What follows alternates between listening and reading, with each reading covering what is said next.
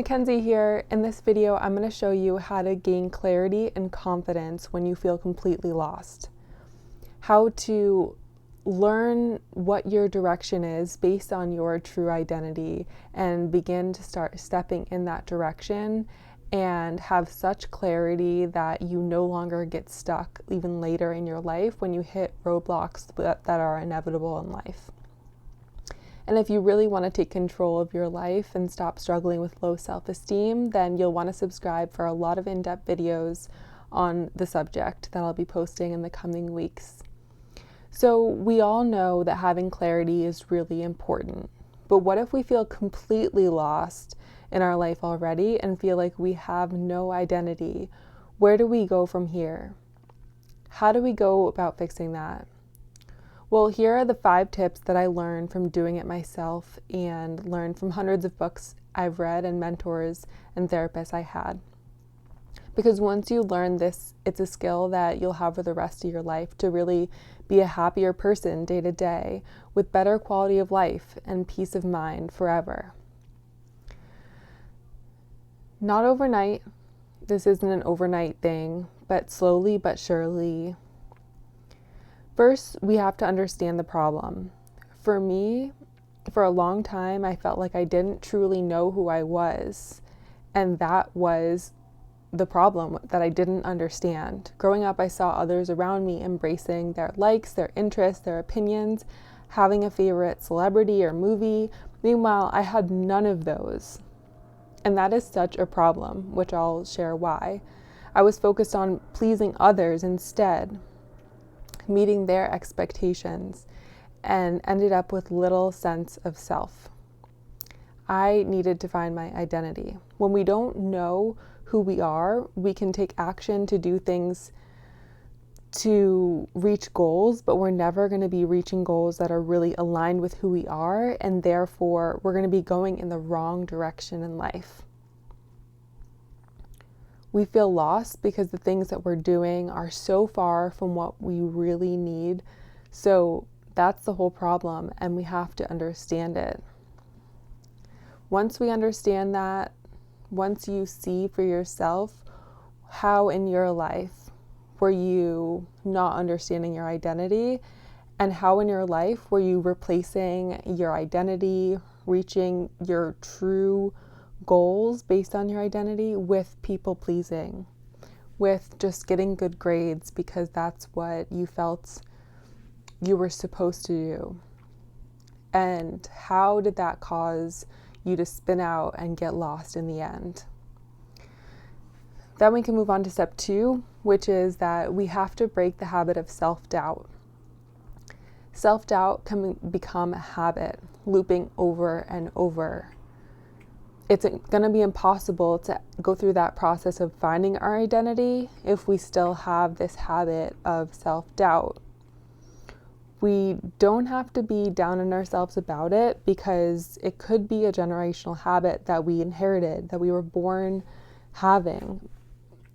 But neuroscience shows that our brain reinforces familiar patterns, even the negative ones, because they feel safe and known. We do things not to be seen because we doubt who we are. I spent years stuck in a pattern of I'm not enough. Even when people would compliment me, I wouldn't accept it. I was more focused on hiding my true self. I never missed a day of wearing mascara, which, looking back, was because I was afraid to be seen. Did I look okay without mascara? I didn't want to risk looking bad, even if I thought I looked okay. My self-doubt jumped in and told me to just wear the mascara every day because I had a higher chance of seeming okay or being accepted by others. But we need to have this mantra, I am enough as I am. It's a path that you have to make for yourself step by step, but it's worth it. As Oprah says, you don't become what you want, you become what you believe.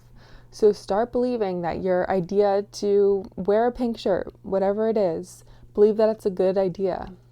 And believe that your idea to voice your opinion is a great idea. Then you voice your opinion, you wear the shirt. Maybe it wasn't the right shirt. Maybe it wasn't the right time to share your opinion. But you have to still know that it was a step in the right direction of breaking down that habit of doubting yourself. 3 is we have to learn to reframe experiences. We have to see that we did the best we could. That is self-love. We're all going to have regrets and wish we did things differently.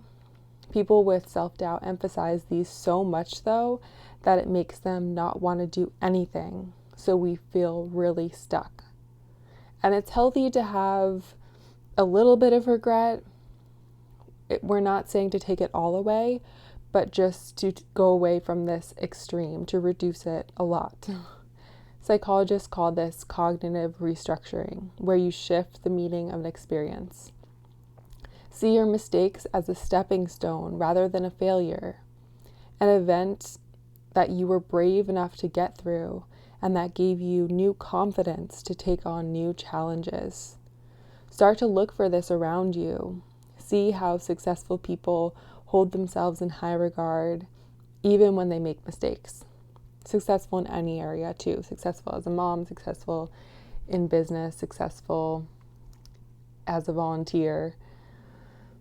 Step 4 is building self-worth through small wins. Science shows that small victories release dopamine, which boosts our sense of accomplishment. So we have to start making these small wins. It can be by following through to read a book on something that we're interested in, going to the gym to do a workout that we enjoy, eating healthy, learning something that will benefit us for the rest of our life. We're pouring into our own cup. Each little win becomes a brick, building your foundation of self-worth.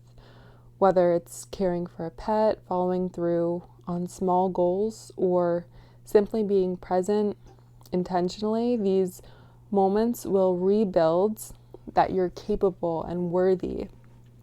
And that whole process will really catapult you forward and keep you encouraged through this whole process. Step 5 is mastering self-compassion.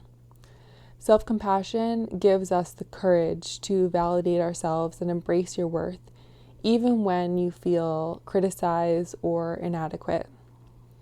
Dr. Kristen Neff's research shows that self-compassion makes us resilient, gives us all sorts of benefits, so go look her up. But over time, I found that this kindness towards ourselves is a source of strength, and we need to have this skill to help us bounce back from the setbacks that are inevitable that we'll have in life.